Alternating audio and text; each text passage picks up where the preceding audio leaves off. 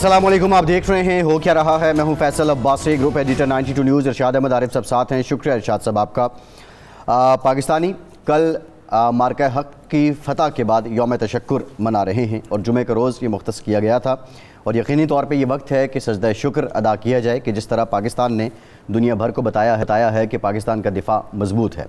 आज DGI-SPR ने sky news को इंटरव्यू दिया है और इसमें उन्होंने कहा है कि भारत की जानिब से अगर अब भी जारियत की गई तो उसका मुंह तोड़ जवाब दिया जाएगा। पाकिस्तान के दिफा पे किसी किस्म की जारियत हुई तो उसका जवाब यकीनी होगा। पॉलिसी स्टेटमेंट दी गई है वज़ीर ख़ारजा इसहाक़ डार की तरफ से आज सेनेट में, और उन्होंने कहा है कि भारत जो है अपनी चंद चौकियों पर सफ़ेद झंडा लहरा देता था।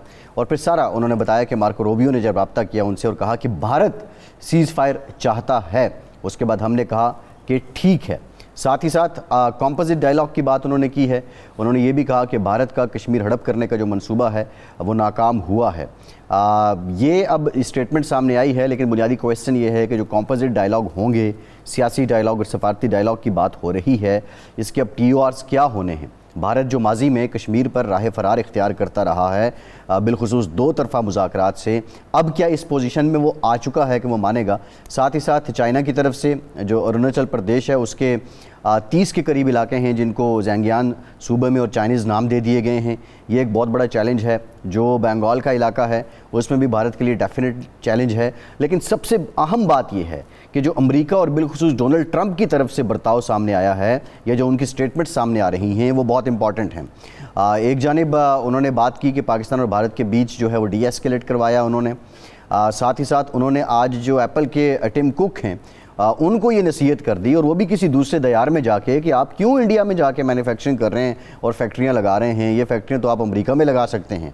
ये एक बहुत सिग्निफिकेंट बात है और डेफिनेटली जो अमेरिका के साथ भारत अपनी दावेदारी करता है और तिजारती और दीगर शराकतदारियों की बात करता है, ये उसके लिए कितना बड़ा सेटबैक है। पाकिस्तान से मुतालिक, पाकिस्तान और अमेरिका के ताल्लुकात से मुतालिक ये खबर सामने आई है। ज़राए से ये रिपोर्ट हो रहा है कि पाकिस्तान की तरफ से अमेरिका के साथ ज़ीरो टैरिफ पर जो बायलैटरल ट्रेड है वो करने की तजवीज़ दे दी गई है।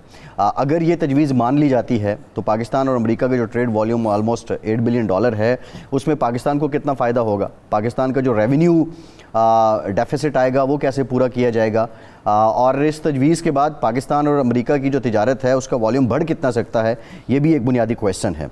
इन तमाम मामलात पे हम बात करेंगे, लेकिन सबसे इम्पॉर्टेंट और सिग्निफिकेंट बात ये है डोनाल्ड ट्रंप ने शशदर कर दिया है सऊदी अरब के साथ $600 बिलियन के मुआहदे, कतर के साथ $1.6 ट्रिलियन के मुआहदे, और अब वो UAE पहुँचे हैं।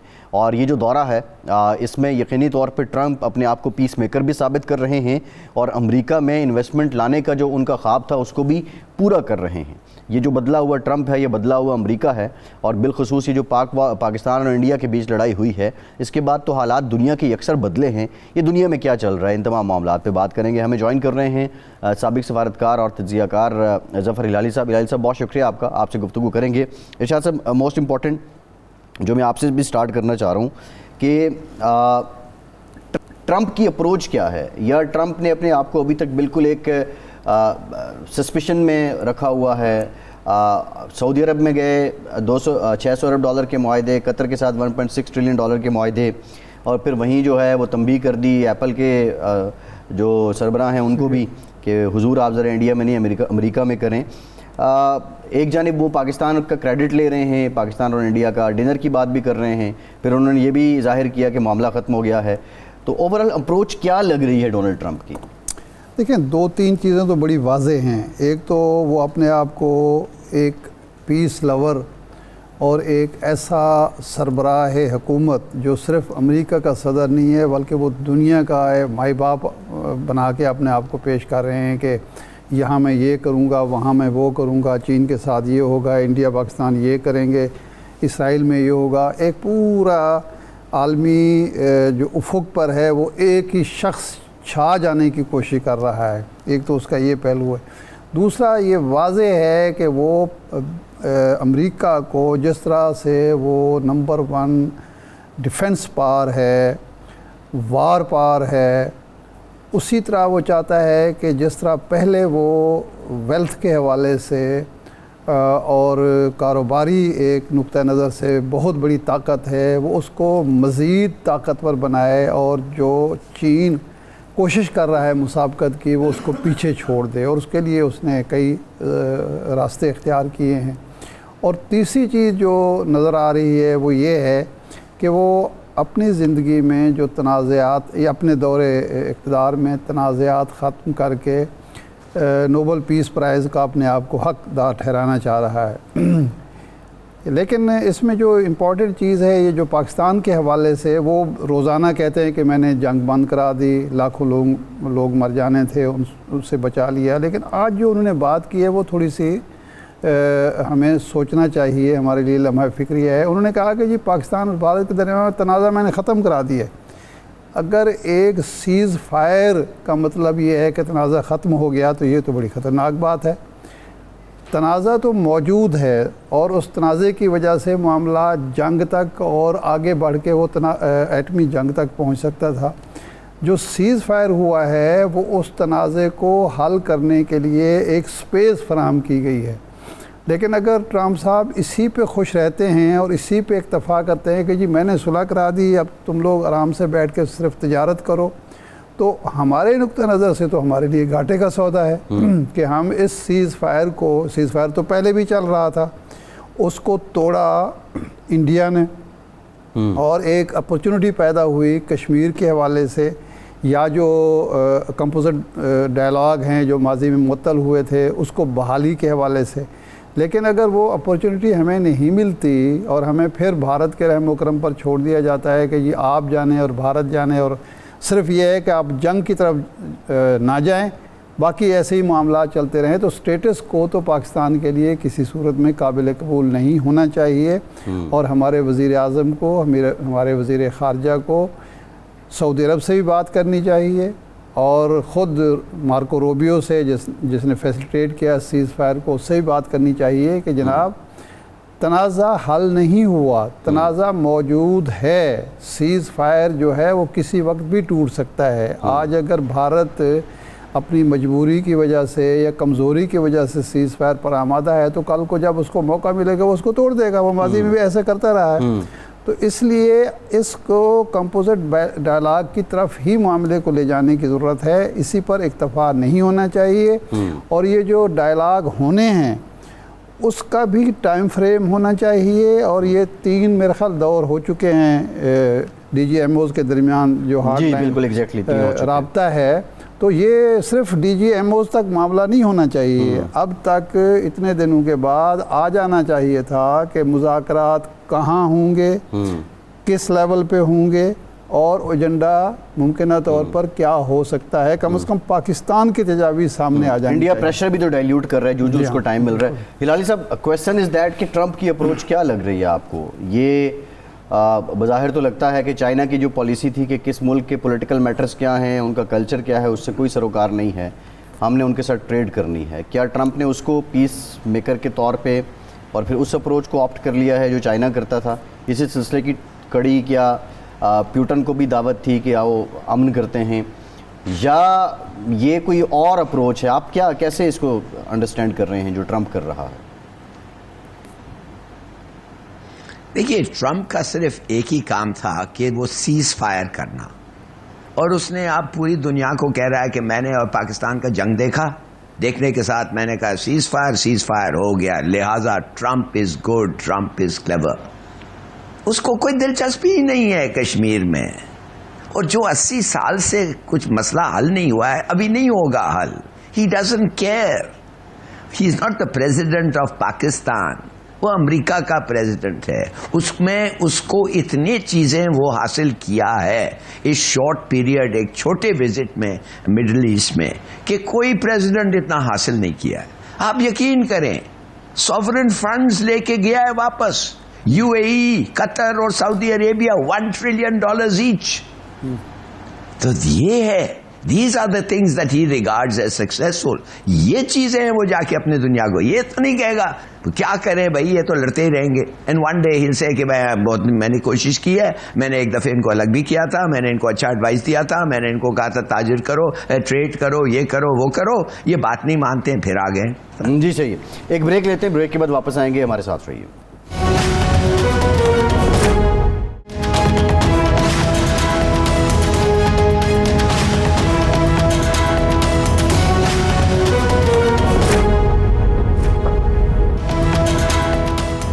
کے بعد ایک بار پھر سے آپ کا خیر مقدم کرتے ہیں ارشاد صاحب. ایک ڈیولپمنٹ یہ ہے کہ پاکستان اور امریکہ کے بیچ جو تجارت ہے اب پاکستان کی طرف سے جو رپورٹڈلی کہ زیرو ٹیرف کی تجویز دی گئی ہے, یہ کتنا امپورٹنٹ ہے؟ اور دوسرا ساتھ ہی جو ٹرمپ نے آج ٹم کوک کو کہا ہے کہ کیوں انڈیا آپ کی پریورٹی پہ ہے, وائی ناٹ امریکہ, تو یہ میسج انڈیا کے لیے کتنا بڑا ہے کہ شاید کچھ ادائیں مودی اور مودی کی سرکار کی ایسی ہیں کہ جو ٹرمپ کو ناگزیر لگ رہی ہیں؟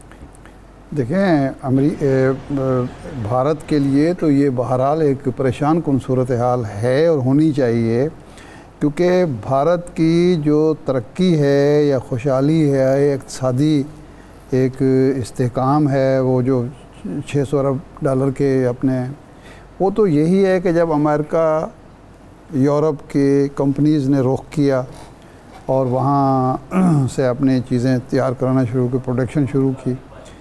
اگر وہ ٹم کوک کو یہ کہہ رہے ہیں کہ جی واپس آئیں, اب اگر وہاں آئی فون تیار ہو رہا ہے تو ظاہر ہے وہ ایک کمپنی تو نہیں ہے, کئی اور کمپنیز وہاں چائنا کا نام بھی تو لے سکتے تھے, سب سے زیادہ تو چائنا مینوفیکچر کر رہا ہے. چائنا کا نام لیا انہوں نے کہا کہ پہلے تم لوگ وہاں چائنا میں تیار کر رہے تھے, وہاں انویسٹ کر رہے تھے, چائنا میں تو بہت ساری کمپنیز ہیں نا, اب تم انڈیا پہنچ گئے ہو.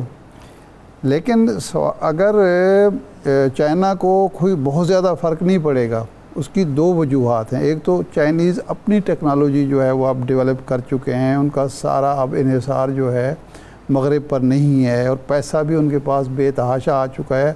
اب وہ دوسرے ممالک میں انویسٹ کر رہے ہیں, افریقہ میں انویسٹ کر رہے ہیں, آسٹریلیا میں انویسٹ کر رہے ہیں, یورپ میں کر رہے ہیں, پاکستان ایک مارکیٹ ہے, انڈیا ہے, مشرق وسطیٰ ہے, سارا کچھ.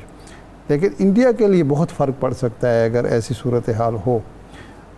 جہاں تک ہمارا تعلق ہے, ہمیں سوچ سمجھ کے یہ فیصلہ کرنا چاہیے دو وجوہات سے. ایک تو یہ کہ اب ہم جو بھی فیصلہ کریں چائنا کو ضرور اعتماد میں لیں, اور کاروباری حوالے سے بھی یہ بہرحال سوچیں ضرور کہ کیا ہمارے ہاں امریکہ, اب جو امریکہ کا مسئلہ ہے وہ یہ ہے کہ کیا امریکن جو مصنوعات ہیں وہ پاکستان میں ان کی کھپت کتنی ہو سکتی ہے؟ وہ مہنگی ہیں, اس میں تو کوئی شک نہیں ہے, اور پاکستان میں اگر ان کی گنجائش ہے جن چیزوں کی ہے وہ ہم افورڈ کرتے ہیں منگوانا, کیا وہ بھیجنا پسند کریں گے یا نہیں کریں گے. اور دوسرا یہ ہے کہ ہماری جو چین کے ساتھ تجارت ہے اس پر تو کوئی اس کے منفی اثرات نہیں پڑ سکتے. چین کے ساتھ تو ہمارا بہت دیکھا جائے تو تقریباً $5-6 ارب کا جو ڈیفیسٹ ہے, ٹریڈ ڈیفیسٹ ہے. ریزن از دیٹ کہ ہم $5-6 ارب کی اس سے امپورٹ کرتے ہیں اور ایکسپورٹ ہارڈلی ہماری کوئی $1 بلین تک جاتی ہے.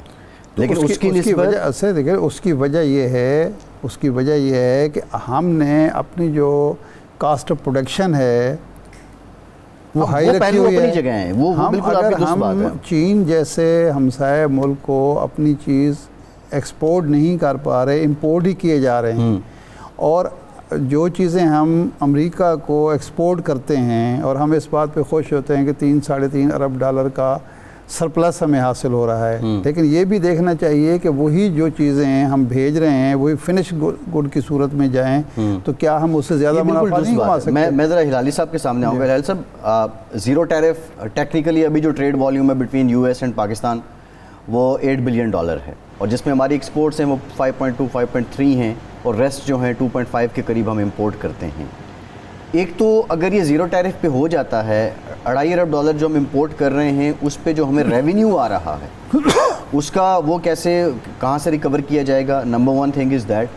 دوسرا جو ہماری لوکل مینوفیکچرنگ ہے اور ہماری انڈسٹری کے جو کاسٹ آف ڈوئنگ پروڈکشن یا ایز آف ڈوئنگ پروڈکشن کے ایشوز ہیں, اس کو دیکھتے ہوئے کیا ہم ایکسپورٹ والیوم بڑھا پائیں گے امریکہ کے ساتھ زیرو ٹیرف ہونے کے ساتھ؟ دیکھیے, میں تو حیران اس لیے بات پہ ہوں کہ ہمارا جو لیبر ہے وہ سستا ہے, دیٹ از چیپ لیبر, اور we are next to China. ہم چائنا کے ساتھ ہمارا بارڈر ہے اور ایک زبردست قسم کا ایک کاراکورم ہائی وے جا رہا ہے. اب آپ سوچ سکتے ہیں کہ آل along دا ہائی وے ہم کیوں نہیں فیکٹریز لگاتے ہیں؟ ہم جو یہ جو سی پیک کا ہے اور یہ جو بیلٹ روڈ انیشیٹو ہے, یہ روڈوں پہ ہم کیوں نہیں لگاتے ہیں بھائی؟ چیپ لیبر آپ کے پاس ہے, انٹرمیڈیٹ ٹیکنالوجی ہے, جو چین کو زیادہ مہنگا بنتا ہے وہ آپ بنائیں. امریکہ کے لیے چلو آپ وہ ہائی اینڈ پروڈکٹس کچھ جو ہوتے ہیں 7-8 بلین آپ کا ہوتا ہے اس کو کرتے رہیں, مگر ٹیل چائنا ہم چیپ لیبر کے ساتھ تمہارے لیے ہر چیز بنا سکتے ہیں, دو ہمیں موقع دو. اچھا اگر آپ سمجھتے ہیں کہ ہماری کوالٹی اچھا نہیں ہے, سینڈ دا چائنیز, ہمارا لیبر لو. مجھے سمجھ نہیں آ رہی ہے وائی وی ڈونٹ ہیو, یا کیوں ہم ان کو اور یہ نہیں دیں, انسینٹیوز نہ دیں. اب آپ ٹیرفس پہ بات کر رہے ہیں, I mean ٹیرفس ویرس تو وہ سیکنڈ اسٹیج پہ آتا ہے نا. Let them use our cheap labor. ہماری proximity, cheap labor. ہماری دیکھیے ہم سیکھ بھی سکتے ہیں جلدی. یہ چیزیں پہ ہم کیوں نہیں کانسنٹریٹ کرتے ہیں؟ ہلالی صاحب اس میں پرابلم یہ ہے جو آپ بات کر رہے ہیں, چیپ لیبر پاکستان کا ایشو نہیں ہے. پاکستان کا تو پرابلم ہے مہنگی بجلی, مہنگی کاسٹ آف ڈوئنگ بزنس بہت زیادہ ہے. پھر ایز آف ڈوئنگ بزنس, نیا کاروبار لگانے کے لیے بہت پاپڑ بیلنے پڑتے ہیں. ون ونڈو کی بات ہوتی ہے لیکن اس طرح فیسیلیٹیشن نہیں ہوئی ہے. تو بتانے کا مقصد یہ ہے کہ ہم تو جو یہ جو پرابلمز ہے کاسٹ آف ڈوئنگ بزنس, عباس صاحب ایک اور ایشو بھی ہے. وہ ایشو یہ ہے کہ ہمارے ہاں ہماری لیبر جو ایک experienced education wise technical training بھی ٹیکنیکل ٹریننگ, اس میں بھی تو ہم مار کھاتے ہیں نا. ہمیں جو عرب ممالک سے مسئلہ ہے وہ کیا ہے کہ انڈیا اور سری لنکا, بنگلہ دیش, ایون فلپائن ان کو جو دیتا ہے لیبر, وہ ٹیکنیکل ہینڈ ہوتا ہے, ایکسپیرینسڈ ہوتا ہے, زبان کا بہت زیادہ مسئلہ نہیں ہوتا. ہمارے ہاں یہ سارے مسائل ہیں, ہم ٹرینڈ کر کے نہیں بھیجتے اور اس کی وجہ سے ہمیں مسائل ہوتا ہے. یہی ہمارا چین کے ساتھ بھی معاملہ ہوگا. بالکل ٹھیک ہے جی ہلالی صاحب. نہیں آئی ایم سوری, میں یہ بالکل نہیں سمجھتا. آئی تھنک کہ ایک زمانے میں یہ ہوتا تھا اور شاید ابھی بھی ہے, ٹھیک کہہ رہے ہیں, مگر یہ جو یہ ملکوں کا جنہوں نے آپ نے نام لیا, کیا ان کو they did not face these difficulties? یہ مشکلات ان کے سامنے نہیں ہوتے تھے؟ بالکل ہوتے تھے. کیسے انہوں نے اوور کم کیا؟ یا خدا کے لیے شروع تو کرو, گیٹ دی یہ سب نیچرلی بلڈ ہوگا اس وقت تک. دیکھیے میں آپ کو یہ کہنا چاہتا ہوں کہ پورا مڈل ایسٹ کا جو چینج ہو رہا ہے, یہ جو چینج ہو رہا ہے جدھر سے زائنزم سے ہٹ کے آپ ٹرمپ جا کے دا پریزیڈنٹ جو سب سے زیادہ پرو زائنسٹ تھا اکارڈنگ ٹو یتن یاہو, وہ جا کے کہہ رہا ہے کہ ہم چھوڑو یہ جنگ, چھوڑو یہ اس قسم کے سیٹلمنٹس اور یہ وہ, we are going for prophets.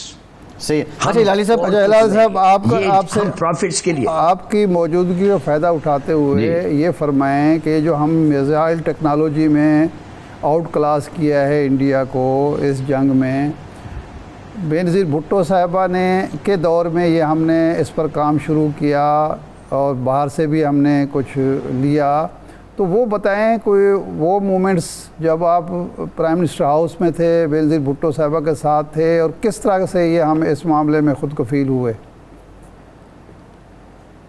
دیکھیے وہ بے نظیر بھٹو نے یہ جو کام کیا تھا, اور میں بتاؤں گا اس نے کیا کیا تھا, وہ تھا بٹوین 88 اور 90 میں پھر وہ نکالے گئی. میں ان کو جوائن کیا تھا 1972 ٹورڈز نومبر دسمبر, الیکشن جیت کے جب آئی تھی, and I was with her till 96 late 96 December 96, تو سیکنڈ ٹرم میں. دیکھیے پلیز انڈرسٹینڈ, ہمارے لوگ are very capable of all this, مگر اگر آپ ان کو لگائیں گے نہیں, کریں گے نہیں, خدا نے آپ کو ایک موقع دیا ہے, the greatest economy in the world بننے جا رہا ہے. یہ سچ اے پاورفل اکانومی ہے, ایک ہائپر پاور جانا ہے. وہ آپ کے دروازے پہ, آپ کہتے ہیں الیکٹریسٹی چیپ ہے, تو کتنے کھمبے ہیں بھائی آپ کے ایران کے ساتھ, کتنے کھمبے ہیں؟ ایک بھی نہیں. اور ایران کے پاس تیل ہے نا, ڈوب رہا ہے تیل میں. آپ کے کتنے پائپ لائنز ہیں؟ Not one. وائی؟ ہمیں پتا ہے وائی. صحیح ہے, شرم آتی ہے کہنے کے لیے. جی ہلالی صاحب اس پہ بھی بات, ہمیں جنرل ریٹائرڈ زاہد محمود صاحب نے جوائن کیا ہے, دفاعی تجزیہ کار ہیں. ایک بریک کے بعد ہم ان کو بھی شامل گفتگو کریں گے, ہمارے ساتھ رہیے.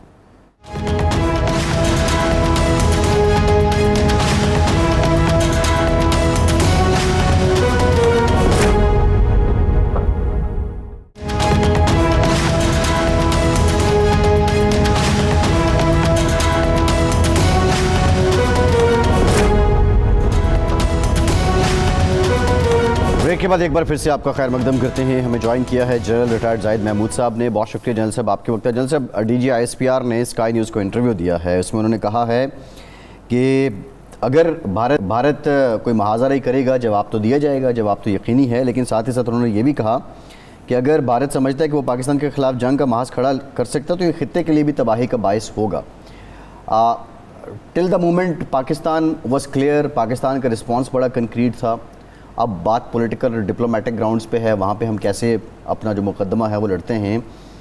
لیکن کیا یہ امکانات اور یہ خدشہ بھارت کا ٹریک ریکارڈ دیکھتے ہوئے موجود ہیں کہ وہ کوئی بھی عیاری اور مکاری کر سکتا ہے, اور پاکستان کو ہر وقت اس کے لیے تیار رہنا چاہیے؟ اور اگر وہ کرتا ہے تو اس کی اپروچ اب کیا ہو سکتی ہے؟ کیونکہ پہلے بھی ڈپلومیٹک لیول پہ اس کو جو ہرزہ سرائی ہو رہی تھی اس نے کمپنسیٹ کرنے کی کوشش کی اٹیک کر کے, لیکن وہ تو اس کی منشا نہیں پوری ہوئی. جی بسم اللہ الرحمن الرحیم.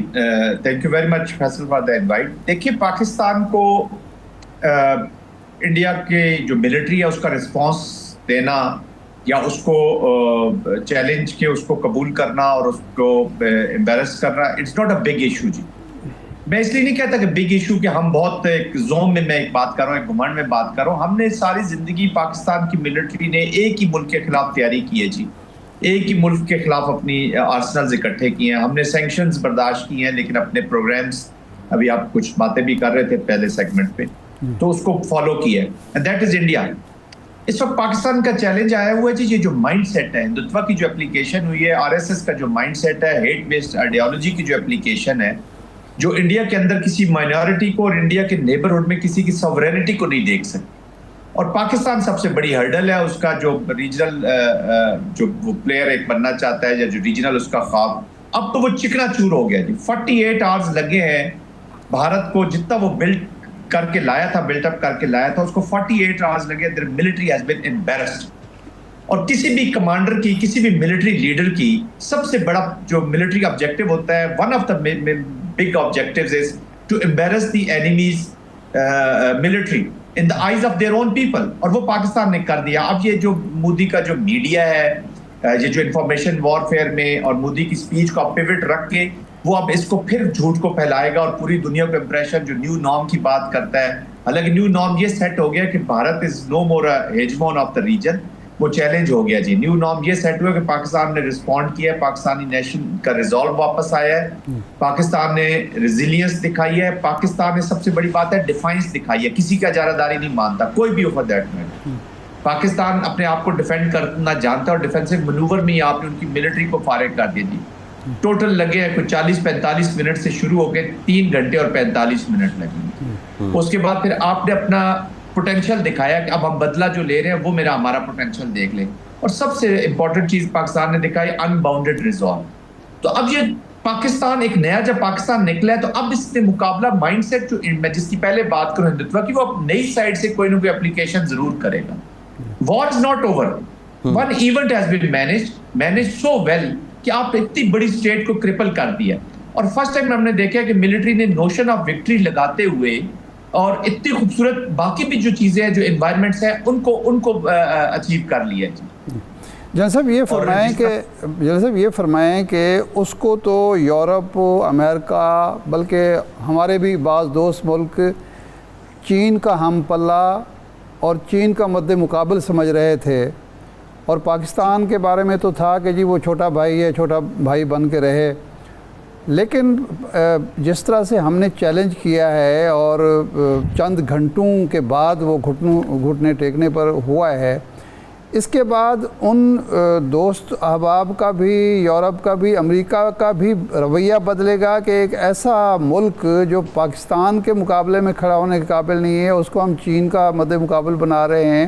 تو کیا اس کی وجہ سے ایک پالیسی شفٹ امریکہ اور یورپ کے جو پالیسیز ہیں اس میں بھی آئے گی؟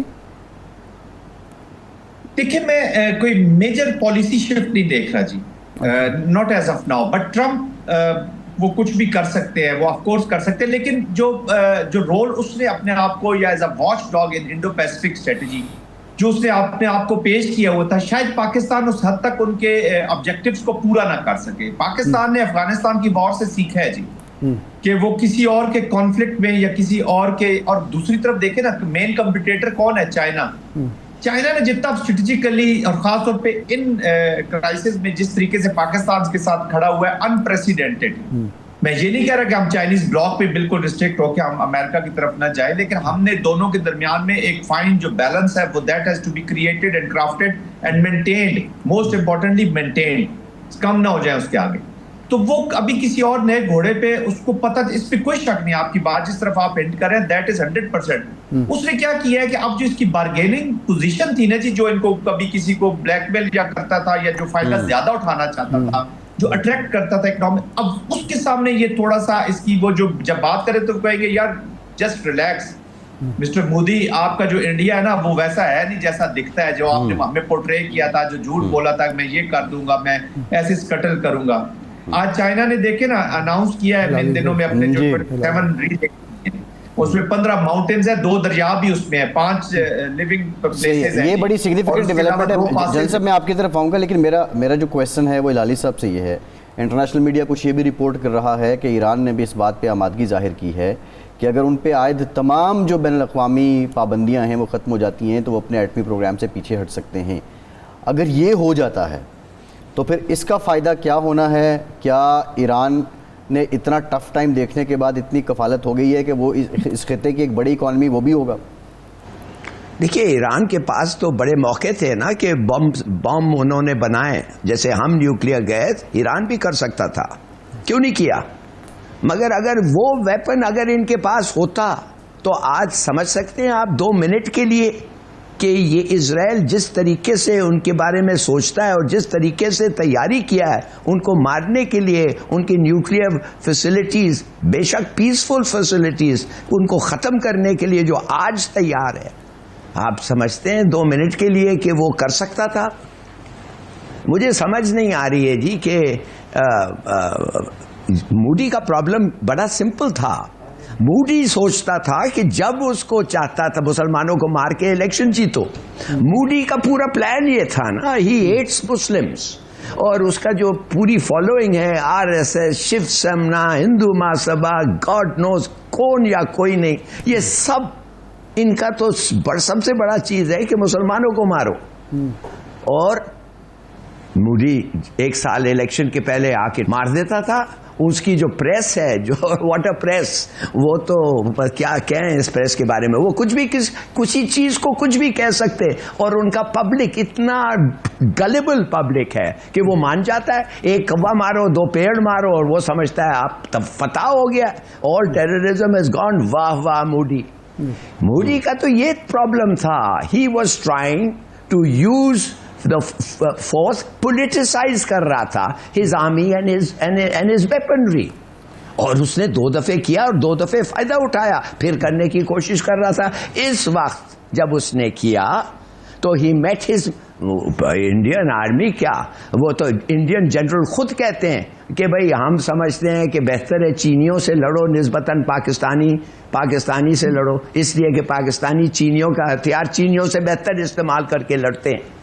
اب اس کو پتا چلا ہے, now he knows what is the army اور what is the arm forces of Pakistan. جن صاحب, تو میرا اپنا خیال ہے. جی جن صاحب, آپ کا ٹیک ایران کے حوالے سے کیا ہے؟ جی دیکھیے, ایران کے لیے اس وقت جیسے ابھی ہلالی صاحب فرما رہے ہیں, انہوں نے پروبیبلی میرے خیال میں آفر یہ ایک سجیشن یہ وہاں پہ چلا رہے ہیں کہ جی آپ کوئی جوائنٹ وینچر کر لیں نیوکلیئر کا جو پیسفل یوز ہے, اور انویسٹمنٹ کریں امریکہ کی ادھر.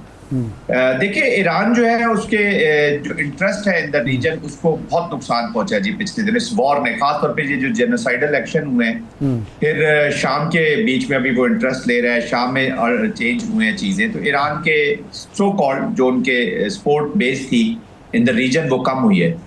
ہلالی صاحب جو ان کا بیک گراؤنڈ بتا رہے ہیں ایٹامک کا جو ہونا یا نہ ہونا, دیکھیں جب عراق وار ہوئی ہے تو پھر اس سے میرے خیال میں ان کی ذہنیت کو چینج کیا ہے, اور انہوں نے پھر پرسو کرنا شروع کیا جب ان کی عراق کے ساتھ وار ہوئی ہے. وہ بھی انفارچونیٹلی مڈل ایسٹ کے بیچ میں جو ہمارا ڈیوائیڈ ہے یا ہمارا اپنا جو اسٹرگل ہے, یہ ایک دوسرے کو ویک بھی کیا ہے انہوں نے بجائے اسٹرینتھن کرنے کے, اور ولنریبل بھی کیا ہے جی, اور تمام پورا جو ریجن ہے وہ ولنریبل ہوا ہے.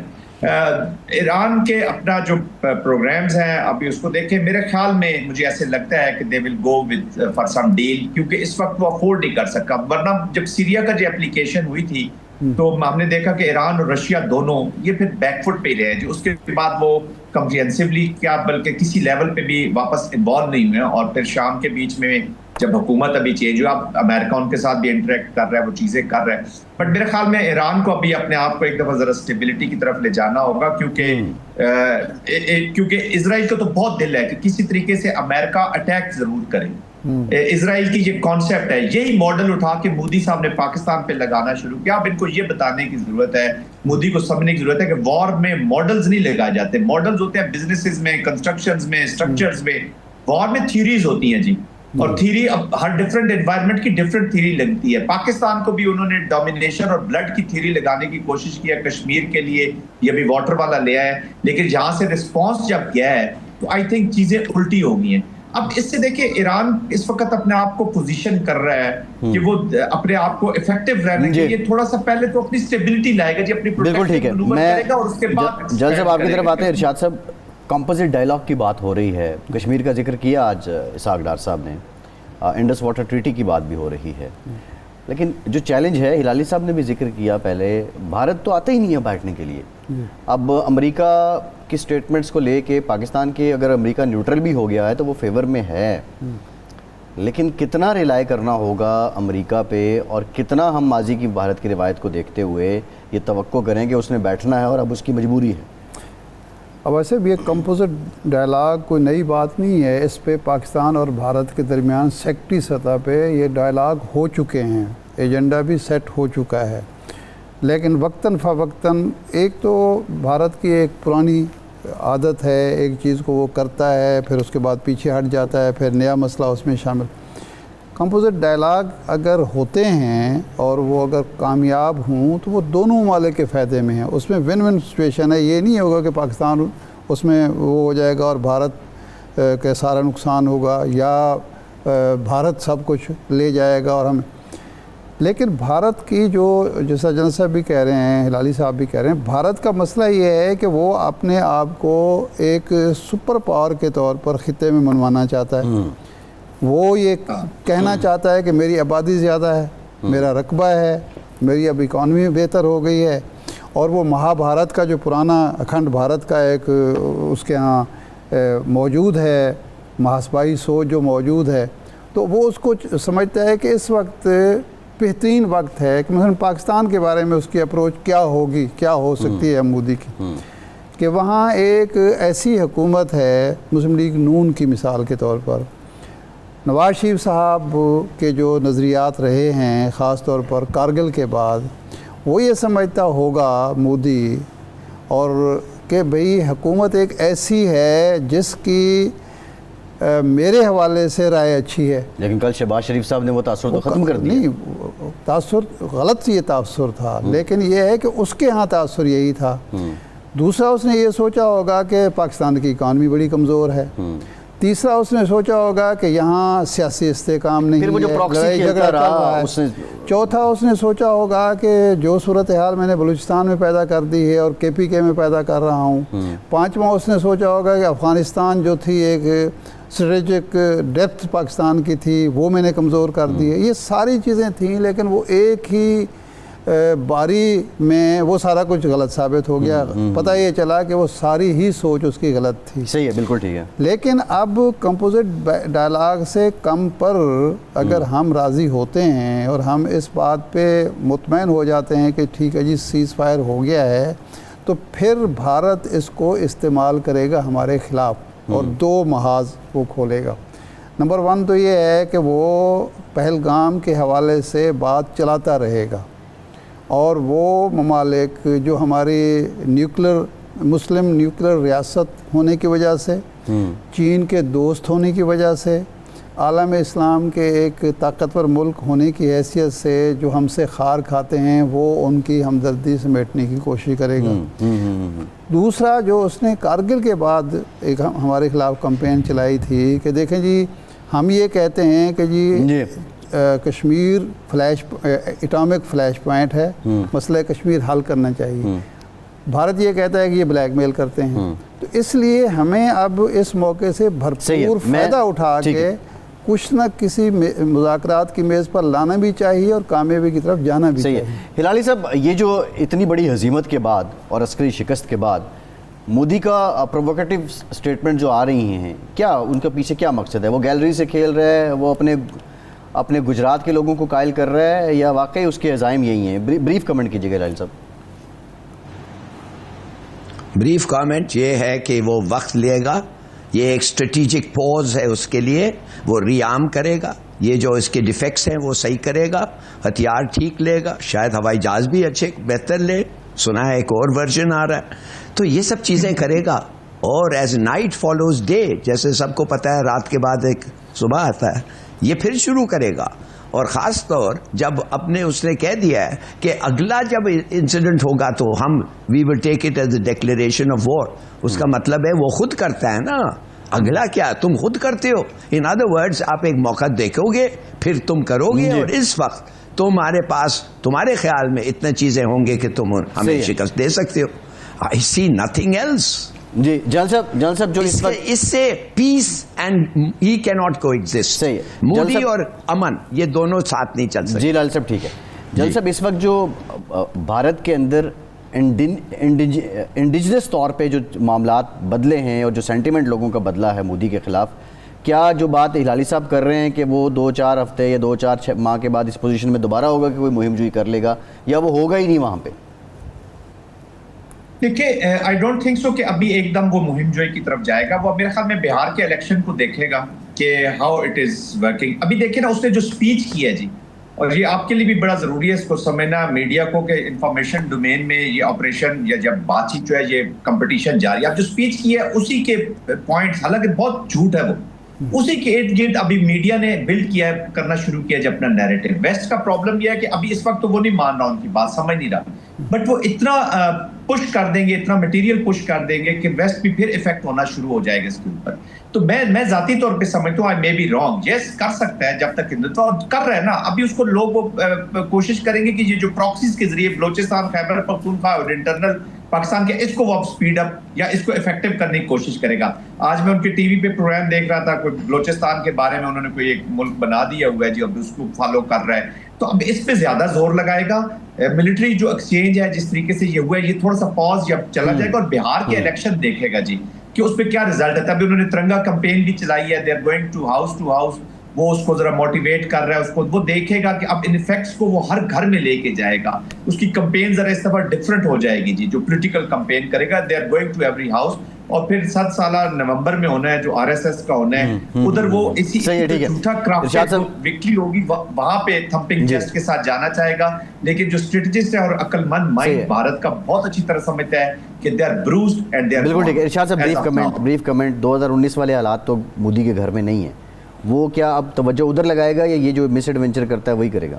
نہیں، یہ فوری طور پر تو یہ نہیں کر سکتا، میرا نہیں خیال اتنی جلدی کرے گا. وہ میں جنرل صاحب سے اتفاق کرتا ہوں کہ وہ پراکسیز کو مضبوط کرے گا، ایکٹیویٹ کرے گا، پاکستان کی غلطیوں کو دیکھے گا. ہمیں سب سے زیادہ زور اس بات پہ دینا چاہیے کہ ہم اپنی جمہوریت کو مضبوط کریں، اپنی اکانومی کو مضبوط کریں.